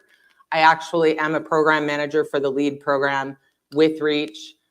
REACH has been doing this work since 1996. We are one of the largest homeless service providers in Seattle, and we know what works. And you're right, when we have those conversations with city council and other lawmakers in the state, a lot of times we just have not been able to convince people to make the investment up front that it would take to be able to create a set of circumstances that would allow people to do something different with their lives. And self-determination is part of acknowledging the humanity of every single person around us. So requiring, placing people against their will into treatment centers, I've heard so many, that is a prison sentence as well. From somebody who has spent a great deal in prison, I can tell you that I changed my life when I released the second time from prison, not because of being incarcerated, but in spite of being incarcerated. I walked out of that prison with a great deal more trauma than I walked into that prison. And our young people that are going into the prisons it is a life sentence when they come out. It is supposed to be a short sentence. That is not what happens in our community and our culture. And all of our justice system needs to be overhauled. So if we have candidates that are saying locking people up is the solution, we have been doing that for eons, and it clearly is not working. So I mean, I talk to police officers, we work very closely with them, we take referrals from them for folks, and they see people get booked in and released the same day, and they're arresting them that same afternoon for the very same thing. If we continue to do the exact same thing we've been doing, we are going to continue to get the exact same results we've been getting. And it's time for us to pull together as a community and do something different. And we do need to listen to the experts who have been doing this work for 25 years. Evergreen Treatment Services, who is our parent company, has been doing this work for 50 years. We are a methadone provider, Subutex, Suboxone provider, very low barrier, very harm reduction. And we know what the answers are to these things. And I definitely, I beg you all to listen to those things and to just try it. If it doesn't work, you can do something different. I agree. Sodas are crazy to me. They're absolutely insane. We're dispersing people and making it harder for them to access any of the services that are available. And I feel like all that's doing is, and we've done it before and we saw it didn't work. All it's doing is trying to make our more affluent, more important community members happy. All right, we're going to take another question from our audience here. And I do want to take this time to point out, it is not just unsheltered folks who are overdosing. I'm not going to call anyone out who didn't want to be here, but there are very prominent and wealthy families in our community who I know have overdosed on fentanyl. This impacts and affects everyone. Fentanyl is also legal, and you may be taking it to reduce the pain, but then you get hooked. And again, I'm not going to say any names of any family members, but you've heard the names. And so there was a family member who got hooked and said, you know what, I want more. I'm going to get it from the street, and died from a fentanyl overdose. So I just wanted to say that. We have another question or comment from an audience member. This particular topic is really, would you tell us who you are, please? my name is KD. I'm born and raised here. I want to thank you for coming out. I see you guys' presence off of Orchard Street. Also Trish, thank you, Tanya Wu, for still trying to be in the community and trying to revitalize a lot of victims of gentrification. I am appreciative of this kind of healing space, and I feel like that's what we need. I feel like the behavioral health industry, it's a lot about money, phrases, and when I came back from overseas and I came back to my community, before 20 years ago in the early 90s, this place was plagued with crack cocaine, right? And when I thought about the harm reduction, I said, man, I wish my family had harm reduction. I wish people I knew had harm reduction. I'm gonna ask you to hold that a little bit closer so we can. Oh, no, I said, I wish that people that I knew, my family had harm reduction. You know, these kind of things that worked with people. I think that a lot of the indigenous community, we need healing among ourselves. One thing that I've seen is when you see a lot of non-Black or non-minority, non-BIPOC people, it's like a lot of the people, they're employed, the empathy, the care, the degrees that they get in the mental health profession when it comes to psychology and everything, they can be on the clock for that behavioral health industry money, like on their knees, definitely. Are you okay? You know, meeting them where they are, but their own family, the stigma is still there. And that's why I appreciate people who have no other choice but to work within the behavioral health industry and constantly promote, because we have no other choice. So sometimes I'm afraid that a lot of these agencies, all of them, they're just too big. And we need to invest with people that we see all the time. Because I appreciate the visible organizations that you mentioned. There's so many invisible. And I see this brother here all the time, because in my community, they constantly having meetings, constantly, you know, I see this person here constantly working with people. And last but not least, because I feel that I have an organization. It's called Community Collaboration Consultation. And I'm the only indigenous community that actually promote sober life. Like anybody who ever see me like in a club or, you know, I'm pushing it, you know, I'm kicking, I'm having fun. It's amazing why we can't get any kind of support. We shouldn't have to wait for any budgets. I feel like a lot of people get good salaries off the behavioral health industries. I feel like a lot of city council members got paper, you know, they got businesses. We just need to reach out our pockets and help each other and not even wait on the grant. And I just want to also thank you for giving the opportunity for this kind of space. And I wish the other city council lady would have came, you know, because a lot of things that might be aligned in with the terms like harm reduction and everything, but it tells you that people have to care about people. They actually have to show up, even though you look at things in a different way. And I just want to thank you for showing up in this space, you know, with these other agencies. And that's what's important about consultation and collaboration. And that's what we need. And I want to talk to you guys more, not on the radio, because I feel like we need to do that to make everlasting change. Thank you. Thank you. Thank you, Dee. Commentary on anything before we move on what Dee just said? No, I just appreciate you speaking those words. Thank you. You are listening to Rainier Avenue Radio.world. This is our conversation on fentanyl awareness. Although we do have an agenda and we've been trying to follow an agenda, there were no rules as to how this conversation was to go. I'm not here to say this is the solution or that is the solution. If that is what is offered by our panelists or our guests, that is welcome. I'm not here to say this is a bigger problem or that is a bigger problem. If that is what we are doing here today, then that is just the direction that this conversation is going. Again, our guests are Brandon Phiiliips, EMT, sees this daily with Trimed, City Council Member Position 8, Tanya Wu, also Renton school teacher, Cam Leon, and then program manager, Shepard from EvergreenTreatment Services. Fentanyl, again, if you are just tuning in, we have been here since 11 o'clock. We are almost out of time, actually, and I told you this was going to go by really quickly. I would like to once again go over and discuss, because it's been brought up that we see people out there, we see certain things in the media, and that is scary to people. But again, what can we do?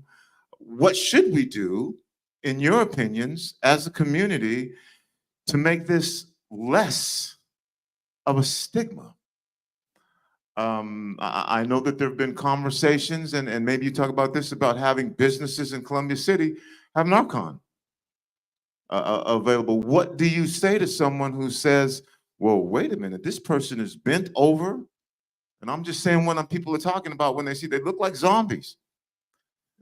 We just heard Brandon say, when he revives people, sometimes they wake up angry. You got to step back. How do we do this? What are some of the thoughts, and what are some of the resources that are available? We just heard from our Washington State Attorney General, again, lack of resources. And what are some of the solutions, if you will, or things that we can do? Or as Mr. Damper was saying, to put a different light on this. Is it possible? Should we? Could we? And then that's open to the entire panel. I'll start by saying, maybe as a teacher, we can provide students the vocabulary, the words that they can use to say, oh, I see something. What do I call it? Is it good? Is it bad? Does it have to be either? I know as a middle school teacher, we teach our children or our students to be empathetic of each other, right? We want them to be able to resolve conflicts on their own and have that self-advocacy, right? And so when you see someone else going through something, we want to label it. So let's give our students the words that they can use at home to be like, it's not so bad when you have the tools and the words to identify what it is. Maybe that would be my role, if I could contribute something to make children aware that these are the words we use to describe an overdose or drugs or things we see in our community. I know as an educator who's of color, they want to train us to be able to be culturally responsive to our students. Meaning, let's look at the makeup of our classroom. And are we teaching them the things that they care about? Right? What is happening in their communities? There's Narcan in our school. Is there a way that we could approach this so our children are also aware of what's happening in their schools? And school is not sort of just a place to shelter them from reality. So this is my personal perspective, I suppose. But if as teachers for our future generations, we need to provide them the words that they can use to communicate with one another. And fentanyl, drug, opioid addiction has to be one of those topics now. Mm-hmm. Like when AIDS epidemic was happening, nobody wanted to talk about it. But it is more considered a medical disease, right? More than a stigma of what it used to be of a lifestyle that you might have had. So we need to start changing the conversation about it in school. Would you also, because we are not broadcasting this for those who are not, where English is not the first language, would you share what you just said Yeah, sure. to those that are Spanish? Because we can take that and then we can just play that specifically for those who are Spanish language speakers. Okay. Buenas tardes. Estamos hablando sobre la adicción a las drogas, especialmente con fentanyl. Yo soy maestra de escuela secundaria en la ciudad de Renton y mi opinión es que deberíamos enseñarles a nuestros alumnos en las escuelas primarias, enseñarles las palabras y cómo comunicar la adicción a las drogas en una manera que es saludable y que ellos puedan usar esas palabras y comunicarse con sus amigos y tal vez su familia sobre lo que está pasando en su comunidad. porque no es algo que nosotros como hispanos hablamos con nuestras familias, porque no es algo bueno, es algo que trae mucha estigma, o sea que no queremos reconocer que esto es algo malo que está ocurriendo en nuestras familias. Entonces, como maestra, quisiera tal vez dar mi parte enseñándoles a mis alumnos el vocabulario y las palabras que puedan usar para hablar y tener una conversación más amable sobre lo que es el uso de las drogas y cómo combatir eso en nuestras comunidades. Thank you. And we were continuing this discussion now on what are the resources that are available. Again, what are some of the things that people can do? What should we do? How do we make this more accessible and acceptable? Something that we can talk about more openly. And I really appreciate your comments, Cam, on saying we need to provide language to youth to discuss it. Now, there may be people who disagree with that, but I certainly appreciate your comment. Did anyone else want to engage on that? I wanted to add that, nowadays kids are on social media, they're on their phones. And so I agree with you. Like, if we're not having these conversations with our kids, they will eventually see something online or have conversations with other people. So it's important to have that start within families and have those conversations. Yeah, I really appreciate what you said. I don't think that they would have Narcan in elementary schools if they actually had not had an elementary school student overdose. I have a hard time believing that the council for our education system would have done that. But if we can give people language that is different than the stigmatizing, racial, racist, and culturally, I'm losing my words right now, but if we can give different language and we can normalize this conversation so that it is not this taboo subject, and parents do need to be able to ask really honest, hard questions of their students. But there is no difference. This is impacting our children.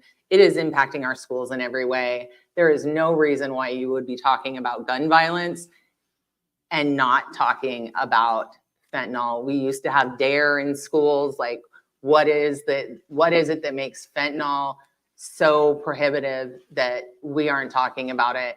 I promise you, if you have a student that is in high school, they have been exposed to fentanyl. I promise you that.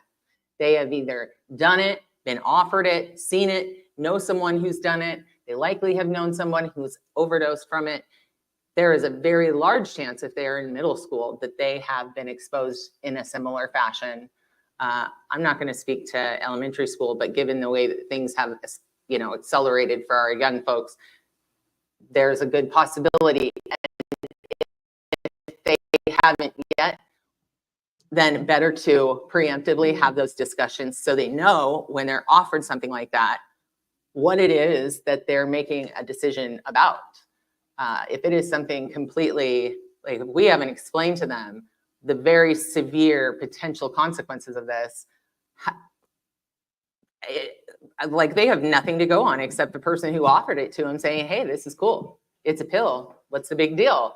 Like, we absolutely need to impress the seriousness and the risk that is involved. It is not the same kind of risk as when we had marijuana or alcohol being what folks were experimenting with back when I was growing up.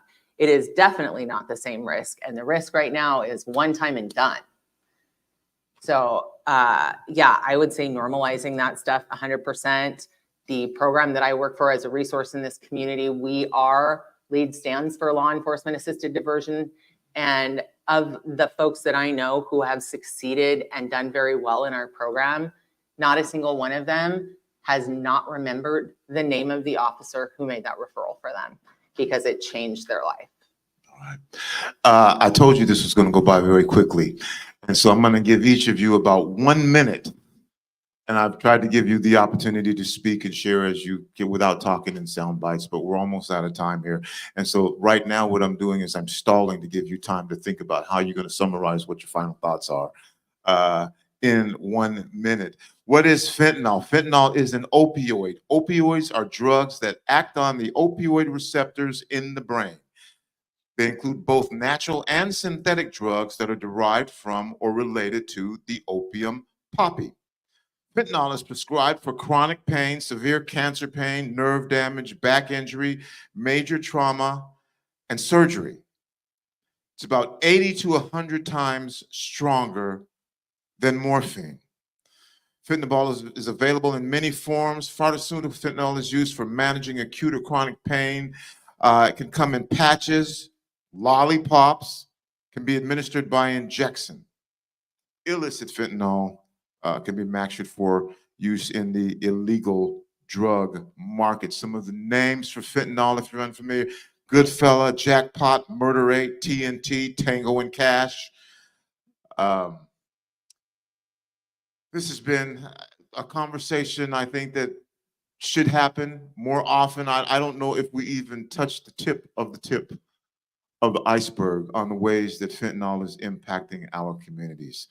I'd like to thank those of you who are tuning in and listening. About 5 minutes after this is over with, you'll be able to once again rewatch this on demand. Make sure you share with people that they can watch this conversation. This is the first time that I'm going to ask you to limit what you have to say and be concise, just because we're almost out of time. I told you it was going to go by really quickly. Brandon Phiiliips, our EMT, I'm going to give you about 1 minute. Final words, just anything that you'd like to say to our audience right now. It's more food for thought, I guess, on a solution, maybe. We have the political side, the school, and the field side. In my opinion, wait a minute. In my opinion, I feel like we need to focus on how we can get into the homes, not only just with fentanyl. The home is where most of the problems with all of our individual lives come from. And how do we streamline all of these to become one and enter the home? I mean, you have the Ring doorbell to help, mitigate theft, or, I don't want to be pro arms, but you get where I'm going with this. I think we need to figure out how to streamline all of these services and get into the home. So.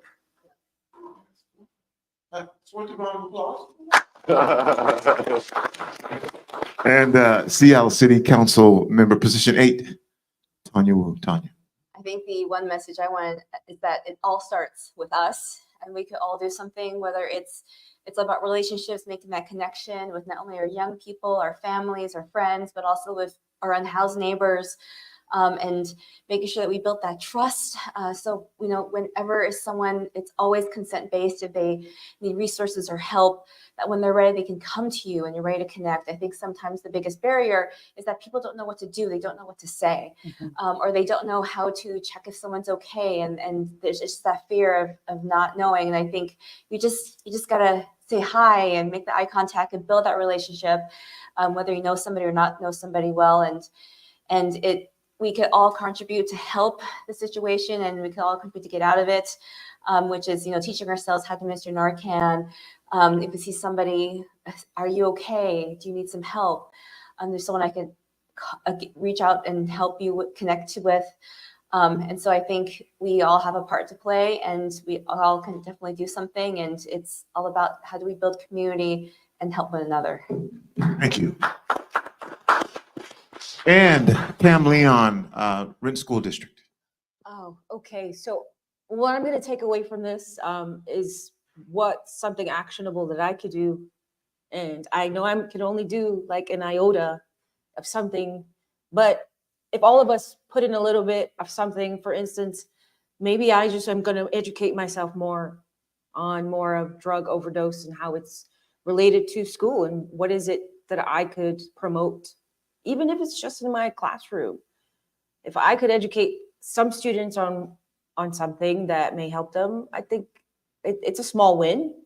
But what can I do within my own power to push a message of awareness is what I'm going to take away from this. And I think we could all do also a little bit of that. Thank you. And last but definitely not least, Dawn Shepard, Evergreen Treatment Services.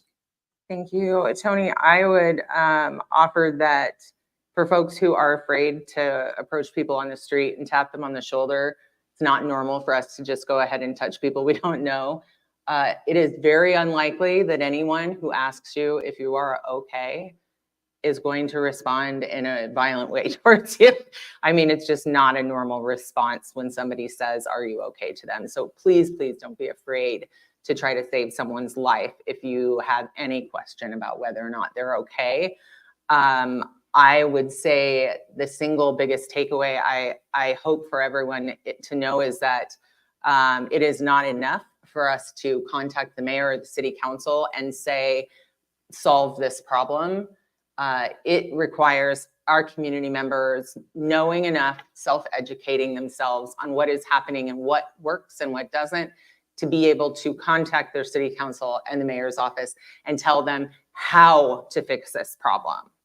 Not just fix this problem, but how do we want to see this fixed in a way that includes all of our community members in a humane, kind,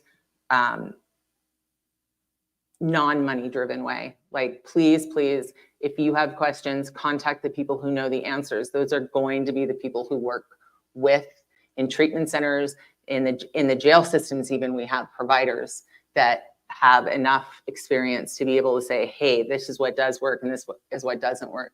Providers out there.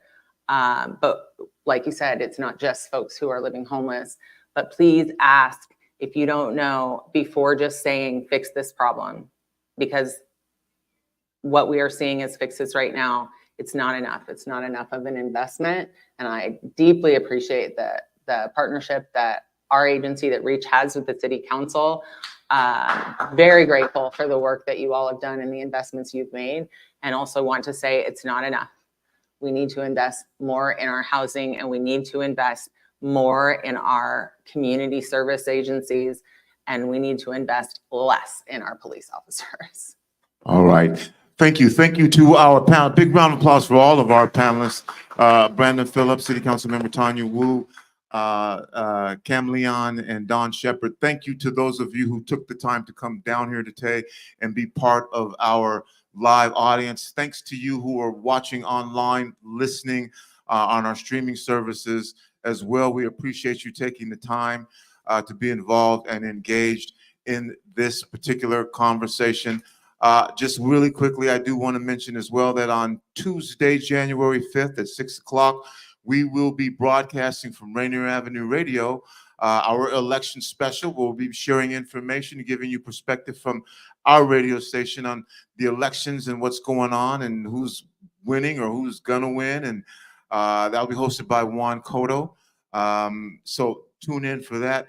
That is it. That is all the time that I have. That's gonna do it for the kid. This fentanyl campaign that we started on October 1st, in my mind, I had said, well, we'll do this for 6 weeks.